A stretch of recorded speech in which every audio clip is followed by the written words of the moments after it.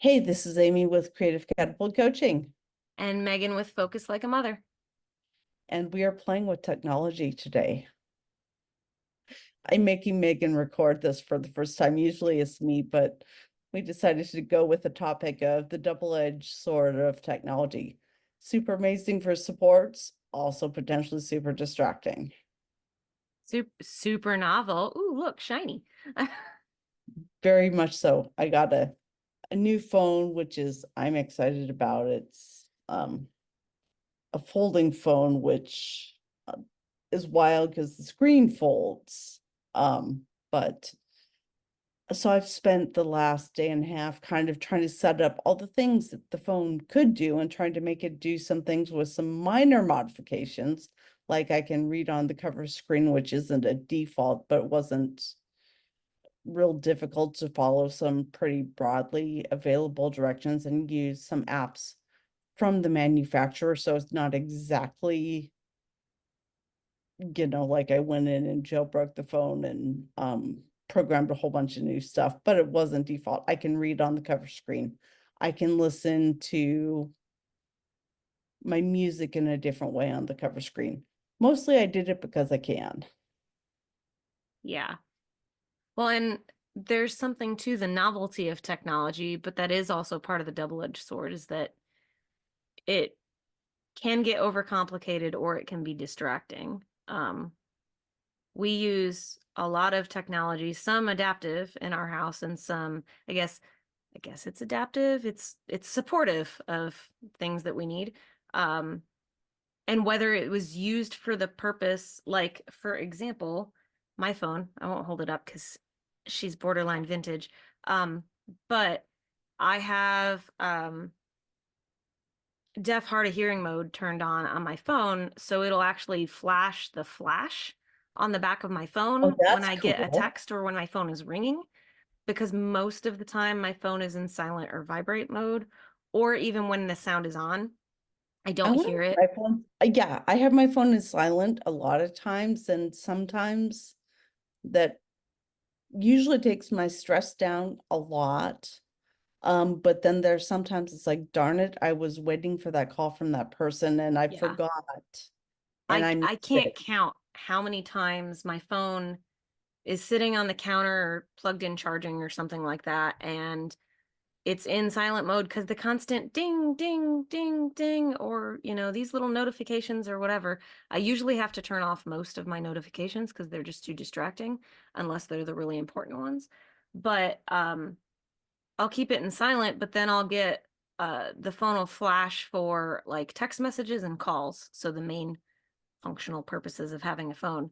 So I could be like sitting at the kitchen table with the kids, and a lot of times I've missed calls because I didn't know the phone was ringing, or I didn't hear it vibrate or whatever. So having the flash, and I have turned on that So that was adaptive. deafness mode? It's an adaptive technology in the phone. So in my phone, you go in the system menu and you go to the adaptive things, like you can make the font bigger on the screen Right. and stuff. But this one is specifically it's intended for deaf and hard of hearing individuals to know when the phone, to see the notification instead of Interesting. hear Yeah, it and no, feel it. when you first said that, I assumed it was for hearing aid compatibility, which Nope, is it also just really it cool. just makes it flash, but it's been weird because I forget that I turned that on, and that's not how everybody else's phone is. I don't know why I'm holding my coffee anyway. Um, but that's how comfortable we are. I'm like, oh, coffee. But I've been at like networking meetings or stuff, and my phone will flash, or I'll be holding it and my phone will flash, and somebody will be like, "Are you taking pictures?" No, no, my phone's that's just my phone. That's just it's letting me know that I got a text or whatever. But there are other things where like that is not necessarily the original intent of the adaptive technology, but it's something that works for me or works for our household. We use a lot of different smart technology. my my oldest little person likes to walk around saying, "We have smart house. We have smart house." Like, I'm not sure our Oh, house is that smart. It's kind of dumb smart technology, but it's helpful to know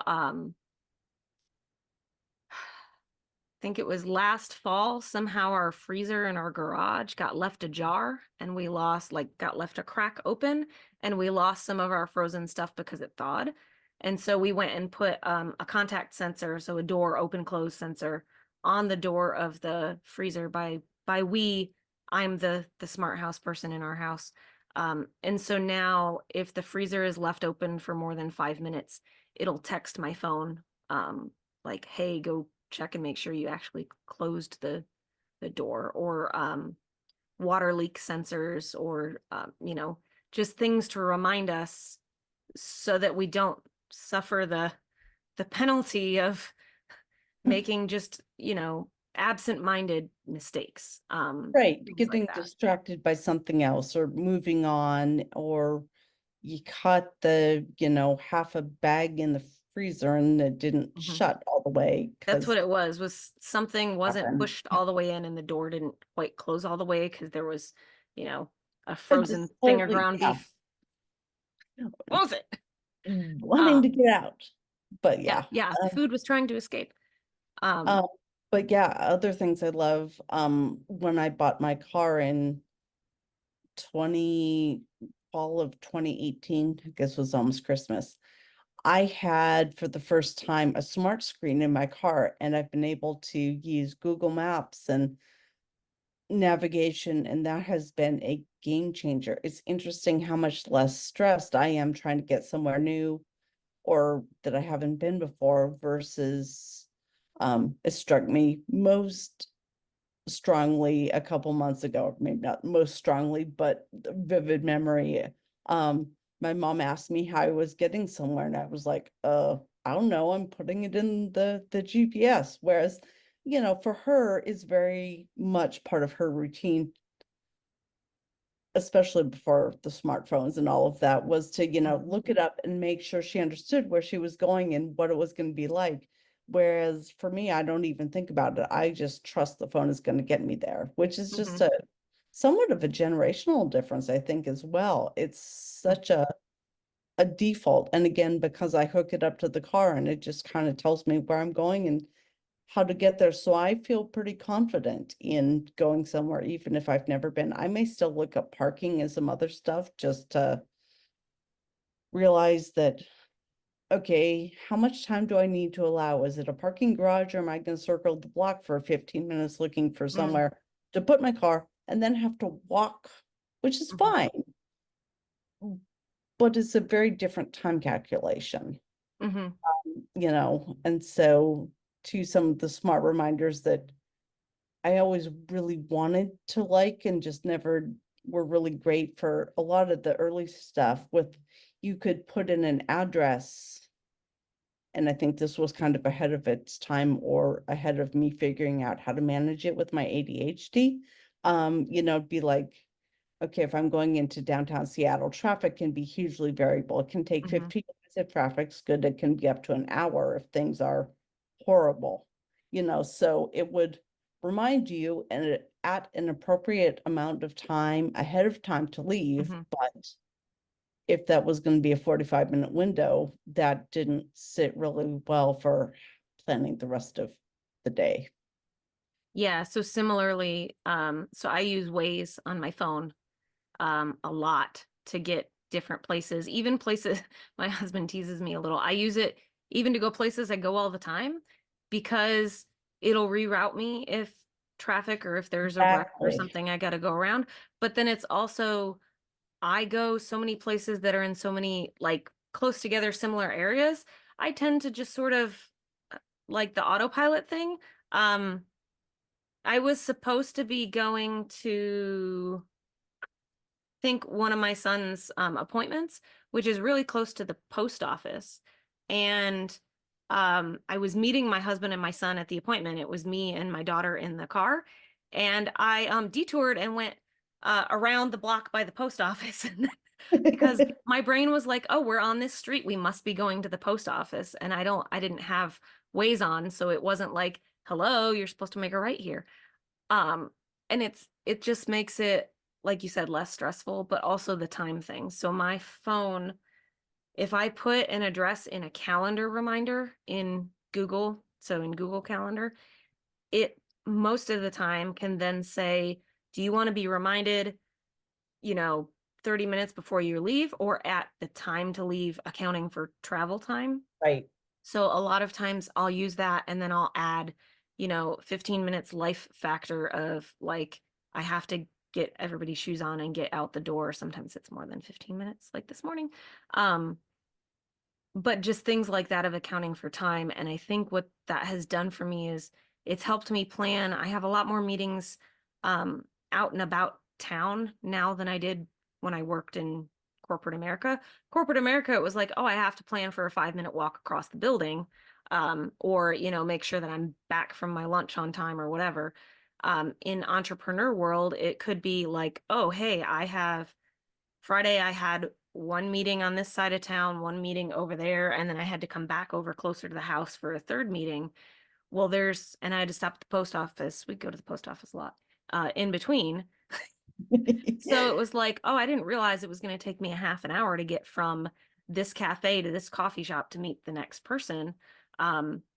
That just having between ways and like my calendar reminders, it's like, oh, hey, if you don't leave now, you're going to get stuck in traffic and you're not going to get to your next meeting on time. Whereas I didn't have that same kind of struggle before. But for appointments and everything, it's just, I'm not near as aware of traffic. And where I live, traffic isn't, people will complain about it, but it is not the worst traffic city I've ever lived in. So, it's not awful, but it's not meant to be an adaptive technology, but I think from a neurodivergent standpoint, um, the navigation apps and the ones that actually use the algorithms to figure out traffic patterns and stuff are really helpful for neurodivergent people because Yeah, they'll see, remind you, they'll reroute you, they'll tell you to rerouting, turn and not go to the post office. yeah, I can't, for me, the time, the appropriate time to leave is not a good function, but I can see where it is for other people, but Yeah, for um me, if I remember to put it in ahead of time, so my meeting this morning was in a different place a different like cafe place I'd never been before. So yesterday I put it in, and in ways I can actually say, hey, I want to be at this place at 9 a.m. And it'll tell me the day before, hey, you got to leave by this time. And it's giving like an approximation. Um, so it knew that I had wanted to leave because I had looked it up yesterday. But it didn't know like, hey, I need to stop at daycare on the way. Um, right, and a few so other, yeah, but it is helpful. I'm trying to think of the other lots and lots of different like reminders, things like that. But it can be that double-edged sword of overcomplicating things. So some of our smart home stuff where we've had like reminders or whatever. We did another podcast earlier about, too many reminders. reminders, and yeah, all that. Um, so it's sort of a fine balance in finding what works for you and your brain and but it's always fun to learn about, maybe that's the novelty. It's always fun to learn about new um supports or other ways people are managing Yeah. um to make life easier. Well, and I think part of where I was thinking about the double-edged sword is, I pretty much live with my phone. My phone is kind of an extension of me, both as a second brain. But even with books and music and stuff, the new phone has all of every app you ever downloaded re-downloads basically Mhm. when you update the phone. So I was like, oh, hey, I forgot about Candy Crush. And some of those, you open it up and play a couple rounds, and suddenly you've lost 45 minutes. And especially if I get annoyed with these games pretty fast, but it is very easy for me to lose Mhm. a lot of time to something like that. And I mean, I don't have nearly the issues with going to bed with games that some people do. Mm. But if I get into a novel that I'm reading, I mean, it could be it doesn't really matter if it's on my phone or a hard book. But Mhm. it's like with the phone, it's just so easy to keep doing and moving on. And Mhm. oh, if you're watching videos or scrolling Instagram or Facebook or all of that, Mhm. it's that the technology is lovely because it's so easily available, but it's also kind of horrible because it's so easily available. Well, and some of it is designed to trigger the dopamine circuit in your brain and become Oh, totally. addictive. So it's It, like, oh, hey, I checked social media. Oh, look, that was a fun experience. Oh, now I want to check it again. Um, exactly. We'll have to go into a whole yeah, episode we could on do a whole thing on dopamine the and dopamine circuit. reward and well, and Um, that's kind of where the tiny habit stuff comes in, and that's a whole nother discussion yeah, in I'm working itself. on my But blog post on celebrating successes for stress relief. So yay, dopamine. But I did find, I don't have it on my phone right now, but previously I had tried to use my phone less and rely on it less. And I found an app that was really great for screen time that would actually keep track of which apps I had open. And it would, I could set like reminders and triggers to say, like, hey, at this time you should, you know, not access, social media apps or games or whatever. But we rely on our phones for so much. I was just talking with someone um, this morning about like detoxing from social media.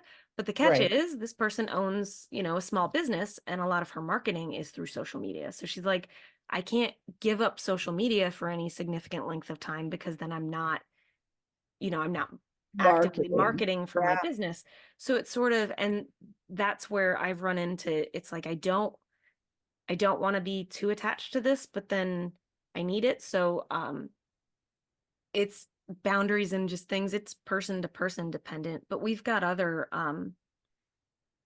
supports that aren't specifically phone based. But yeah, now yeah. my brain is like, I don't want to, my brain's like, I don't want to remember what any of those things are right now, Nope, but I love they exist. short-term memory when and without the internet and technology in the broadest sense, you and I would never have connected being we're basically on opposite coasts or Hmm. opposite sides of the US. I mean, there is it is really great in a lot of ways. And I know that this is not a unique conversation we're having. I've heard plenty of other people talk about it, but yeah, as the neurodivergent in me, really needs and thrives on the technology and sort of the external supports. I started out this call by telling you I did a consultation with a potential client and had given the heads up that I use Otter, which is a transcription service. So my notes are easier for me to go and I can not have to try and parse what somebody's saying and write stuff down at the same time. Works great for me, but I also get that a lot of people don't want conversations recorded. So anyway, I typically try to give people heads up ahead of time Mhm. that this is going to happen. And this person, because they also deal with neurodivergence of their own and in their clients, was enthralled to see somebody else using it in the wild. And so it was just kind of a neat, I'm not sure validation is quite the right word, but it was, kind of neat to have an enthusiastic Mhm. meeting of my own support stuff. Mhm. And I hadn't really thought about it as adaptive technology. I just thought about it as this makes my life a lot easier. Yeah. But this person was just like not weirded out. And I, it doesn't bother me if people don't want, I get it. But to have somebody so enthusiastically going, oh my God, you're using the kind of stuff I want to do in my life is Yeah. just kind of exciting to see that there is this growing trend and growing supports that people are used to seeing and are just Yeah. kind And of normalized. there are other things that have been helpful, like being able to dictate notes was probably one of the first sort of things I did with my very first smartphone, which was a really, really, really long time ago. That's like 20 years ago. Wow. But like being able to like talk to just like push the button and say like record note and it would, voice to text sort of things like the real early ones. But now you can you can ask it to do other things. Eventually, I suppose the AIs with our phones and my unnamed robot lady will catch up. The unnamed robot lady is not the greatest assistant ever. She's she's like a three trick pony, not a one trick pony, but she can do like a few things well. But there are other things that I also don't really consider them adaptive technology. I just consider it using technology in a way that makes life easier or streamlines processes or just relieves some of the load on your brain and mental capacity. Yeah. Um, talking with this other business owner this morning, she does home organization. She was talking about organizing files, and we were just talking about Ugh. paper. Yeah, that. And one of the things that I do and that we do in our house is we do a lot of things digitally or electronically if we can, and then store them in, like a cloud database. But what's helpful with that is I can search it. So same with like I keep a lot of my notes in Notion. So I started using, I don't know, you and I were working together. You were my coach at the time. Like a year and a half ago, I started using Notion, maybe. Okay. Something like that.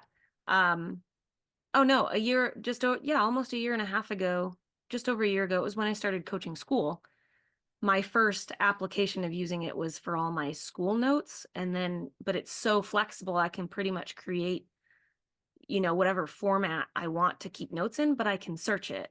And So that's I don't, great. And I know that, yeah, some of the older uses of stuff like that, Evernote and whatever. Mhm. I Yeah, I had love the Evernote idea before. of going digital, but I am so inconsistent with my ability to scan and upload and do some of that stuff that I'm not very good at it. At some point, maybe it'll get easier. I mean, and I have tried for long time to use technology, and much of it certainly has improved over time. I had an early Palm Pilot that Mm-hmm. you had to like put in a stand and hit the button to sync it, Mm-hmm. and you had to learn a whole different alphabet to like do text input. And it was great, except I didn't remember to sync it often Mm-hmm. enough. Mm-hmm. So it was, and even going all the way back to middle school, I couldn't spell at all in any form. It kept me out of an advanced English class, Anyway, so my parents were always resourceful. They investigated and to see if I could have like a digital dictionary to look things up. It was great in theory, except I couldn't spell to look up the words in the first place, but it was Yeah. just like, and now spell check just, it Mm-hmm. works in my text messages on, that I've typed in, or, the ability to speak it. It's such a different set of barriers, and, and then you can even get to all of the newest stuff coming out with the, chat GPT and all of the iterations of, writing. And that's probably a whole nother episode is, the benefits and, I mean, it's really an ethical debate for our time is, what's good, what's not good, how many people's livelihoods is it impacting negatively? Is it, impacting our ability to develop and create long form content, blah, blah, blah, and, on and on. And that's getting to be a Yeah, that's little more cutting edge, a little bit more ethically debatable than I think we were intending to go in a lot of directions with our podcast. Yeah, but I think there are a lot of supports that we've mentioned in here and how we use technology in our everyday lives. And we're at almost 25 minutes, so I'll Okay. wrap us up. But I'm wondering what some of our listeners use, what other technologies are out there, because it's interesting every time I talk to someone or am going to my networking meetings and stuff, everybody uses different systems and different tools and strategies for their own life. And so it's always fun to have those conversations of, you know, hey, what cool tools do you use to help essentially I put it as make my life easier, and they're tools that I can use being lazy, right? So I don't have to think so hard to remember all the things. Yeah, that's, Yeah. I don't see them so much as adaptive. I mean, I guess my flashing light technically is adaptive. Um, they're very helpful for more than just, I guess for a much broader range than we would initially think. Right. What is your favorite piece of technology for yourself? I don't know. I might have to think on that one for a while. It's definitely not an alarm clock. Um, You know, maybe not my favorite, but I think the one I use by far the most is voice to text. I think one of my favorite things in the case of keeping myself um, organized has to be Google Calendar, because we have, you know this, we have many Google Calendars in our house. And so my work calendar that I can schedule with clients or schedule networking calls or whatever looks at all of my Google Calendars and makes sure that I am truly available. And then when I put something on my calendar, it blocks all of, so everyone, my husband, you know, scheduling kids' appointments and stuff. I think Google Calendar has been one of the biggest lifesavers in terms of not running around as much with as a chicken with my head cut off. Well, And it it sounds sends me reminders. just hopefully not too many reminders. Not, yeah, hopefully not too many. So yeah, but this is, we could come back later on and revisit what else we found. Yeah, and I think we could probably keep going on this as we demonstrated that, you know, yeah, the fact that we're now probably running close to 30. Yep. Let's cut this right here. And I will say thank you for recording, and there was something vaguely witty that was going to go along with that and is gone. Well, and I use a support every time we have a call. There is a timer and stopwatch app in Zoom that you can pull up off to the side, and only you can either share it with everyone to see or only you can see it. And that's how I let us know when we're where we're at on our recordings. So, and I Sounds use that good. every time. Well, with that, I am Megan with Focus Like a Mother. And I'm Amy with Creative Catapult Coaching. See y'all next time.